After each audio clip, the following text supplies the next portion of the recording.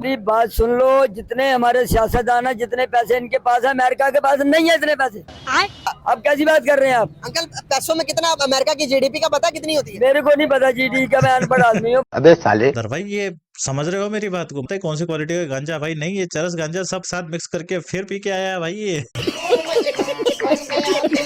मैं ये जानता हूँ कि हमारी फौज है जो वो पर भी अमेरिका से, अमेरिका का पर कैपिटा हमारी इकोनॉमी तो इंडिया के बराबर भी नहीं है। और इंडिया पास को भी नहीं है हमारे यार। अबे साले क्या बात कर रहे हैं आप क्या यार? कह रहे हैं इंडिया? ओ तो हम अपने जज्बात से ले जाए उसको, तुम तो असले की बात कर रहा है। सर हम लड़ने हमारे अंदर इतना जज्बा है कि हम जज्बे के साथ ले जाए उसको। तो अनपढ़ है चलो ठीक है, लेकिन कान तो खुले है ना, सुन ले। 4 जंगें लड़ी थी, वो भी पाकिस्तानी कलमाखोर मुसलमानों ने। हालते क्या वे पत्तों ने यहीं छोड़ के गए तराण में जा, तो उसे ले जाए यहाँ से, और अपने घर के ऊपर छत नहीं है ना तो उनको फाड़ के तरपाल सिल ले अपने ऊपर। एक एम्बेसडर दूसरी दुनिया में जाकर मुल्क को रिप्रेजेंट कर रहा होता है। अमेरिका ने इतनी भी हमारी लाज नहीं रखी कि उसने हमारे एम्बेसडर को बाहर भेज दिया। भाई वो सब ठीक है, पर लाज होती क्या है पाकिस्तानियों के लिए, कुछ पता है? नहीं। तुम्हारा कोई सेल्फ रेस्पेक्ट नाम की कोई चीज नहीं है। ये हो अमेरिका हो चाइना हो, लात गुस्से की मशीन में डाल के तुम्हें बहुत पीटते हैं भाई। हेलो एवरीवन, तो सेम रिएक्शन चैनल में आप लोगों का स्वागत है। आज वो वाला मीम याद आ रहा है क्या आप लोगों को? मारो मुझे, मारो मारो। अमेरिका ने पाकिस्तानी, लेकिन यहाँ पर बात हो रही है एम्बेसडर की। यूएस ने लात दे के बाहर निकाल दिया है भाई, निकल जाओ यहाँ से। तो पाकिस्तानी वहाँ के लोगों का क्या रिएक्शन होता है, चलिए। बल्कि इन केस कोई बिजनेसमैन यहाँ से अमेरिका जाता है, अगर उसको भी डिपोर्ट करते हैं, या कोई वजीर मुशीर जाता है उसको भी डिपोर्ट करते हैं, तो हमारी रिस्पेक्ट क्या रह जाएगी दुनिया में? क्या मुंह दिखाएंगे दुनिया को हम? देखिए ये बतौर एक मुल्क तो इसकी हम मजम्मत करते हैं कि ये नहीं होना चाहिए था। बेशक अमेरिका एक आज की सुपर पावर है, लेकिन जो सफारती अदाब हैं या जो एक मुल्क की डिग्निटी है उसका उसको एहतराम करना चाहिए था। और जो सफ़ीर हैं मुख्तलिफ मुल्कों के, उनको तो वैसे भी सफारती इस्तिस्ना होता है कुछ कामों। देखो ये सूट बूट वाले अंकल, मैं तुम्हें ये बता देता हूँ कि अमेरिका ने तुम्हारे प्रधानमंत्री के पतोने तक एयरपोर्ट पे उतरी हुई है, तो ये तो क्या ही है। बात तो सही है। हाँ जी। तो अगर एक पाकिस्तान के लेवल का सफ़ीर वहाँ पे पहुँचा है तो उसके साथ ये सलूक हुआ है, तो ये बतौर पाकिस्तानी हम सब की इंसल्ट हुई है। तो हम तो खैर ये कह सकते हैं कि गवर्नमेंट को चाहिए कि जो एक गवर्नमेंट के शान शान जो एहतजाज है वो रिकॉर्ड करवाया जाए, ताकि उनको पता चले कि ये एक ज़िंदा कौम है, एक ज़िंदा मुल्क है जहाँ पे अपने हुकूक के लिए ये जंग लड़ते हैं।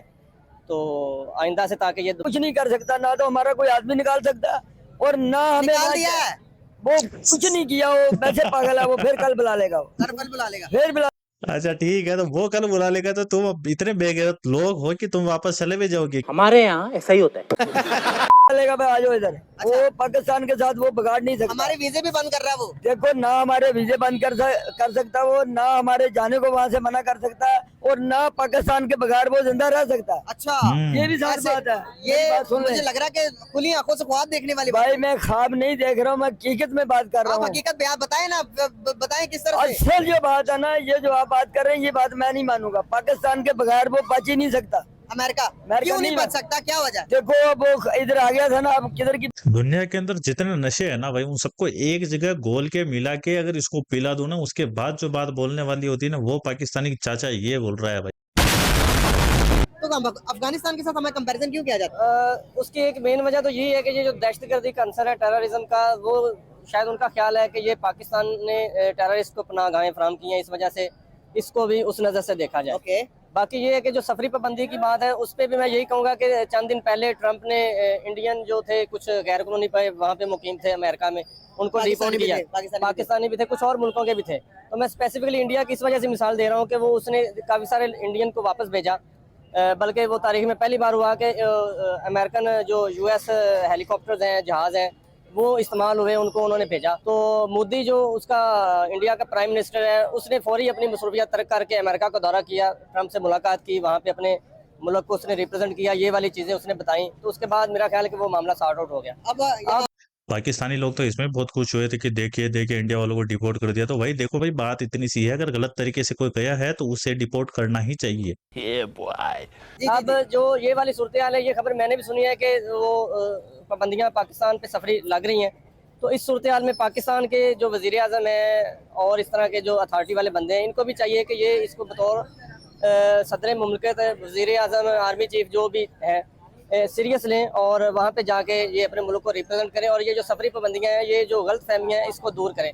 क्योंकि पाकिस्तान में इतना टैलेंट है कि वो तकरीबन पूरी दुनिया में नुमाइंदगी कर रहा है और पूरी दुनिया के अच्छे अच्छे जो शोबे हैं वहाँ पे पाकिस्तानी अपनी अच्छी खिदमत अंजाम दे रहे हैं। बहुत जबरदस्त।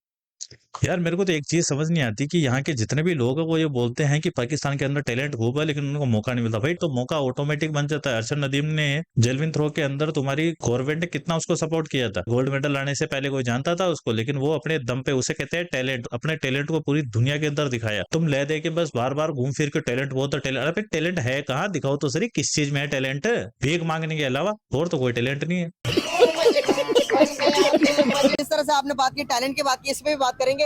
और आपने बात की नरेंद्र मोदी खुद गए अमेरिका, विजिट किया, दौरा करके अपने जो कि उनको डिपोर्ट किया गया उनको, ये तो चलो नॉर्मल सी बात है। अगर बात करें लोगों की तो एक मेरे आपके जैसा नॉर्मल आदमी अगर अमेरिका के विजिट करने जाए तो किसी भी एयरपोर्ट से हमें किसी भी रीजन से वापस भेज सकते हैं। लेकिन यहाँ पर बात हो रही है एम्बेसडर की। अगर देखें नरेंद्र मोदी जो इंडिया के प्राइम मिनिस्टर है, अगर वो नॉर्मल आदमियों के लिए जा सकते हैं, अगर अमेरिका इतनी जरूरत करे कि उनके एम्बेसडर को वहां से वापस भेजे, तो इस पर इंडिया क्या एक्शन ले सकता है? इस बराबर एक्शन हम ले सकते हैं जिस तरह के इंडिया ने लिया?